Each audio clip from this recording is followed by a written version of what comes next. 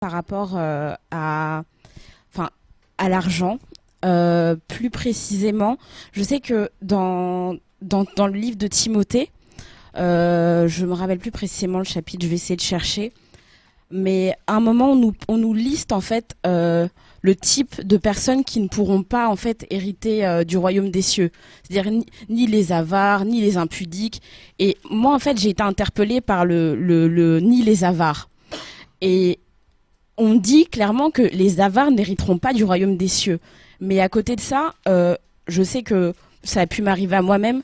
J'ai du mal parfois à libérer des sommes que le Seigneur peut mettre à cœur. Est-ce que ça pourrait m'empêcher d'hériter du royaume des cieux? Ok, donc tu désobéis. Mm, Ok.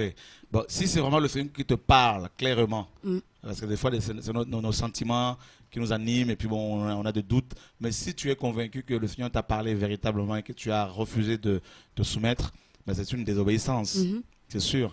Si c'est une fois, bon, deux fois, trois fois, là, c'est récurrent. Et là, tu es complètement dans la désobéissance et c'est de l'avarice. Il ne faut pas être avare, effectivement. Et, euh, et la parole dit que la cupidité est une idolâtrie. Amen. Hein, qu'est-ce que la cupidité? Il faut définir d'abord ce que c'est la cupidité. Et, la cupidité, c'est l'amour L'argent. de l'argent. Mm, Hein, 1 Timothée 6 le dit, hein, l'amour de l'argent est la racine de tous les maux. mm, Voyez.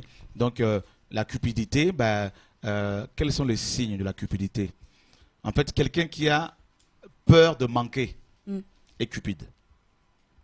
Comment peut-on savoir qu'on idolâtre l'argent, que l'argent est notre idole? Ben, si on a peur du lendemain, la peur du lendemain.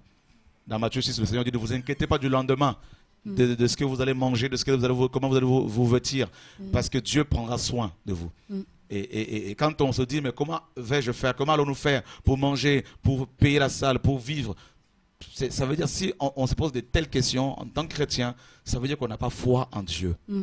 n'est-ce pas?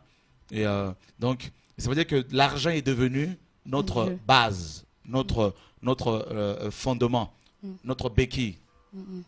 Et, la peur de manquer, la peur du lendemain, et la peur de ne pas vouloir donner de l'argent à quelqu'un si Dieu te demande de le faire, Mm. n'est-ce pas? Parce qu'on se dit non, je vais manquer, tout ça, eh ben on devient cupide, on devient avare.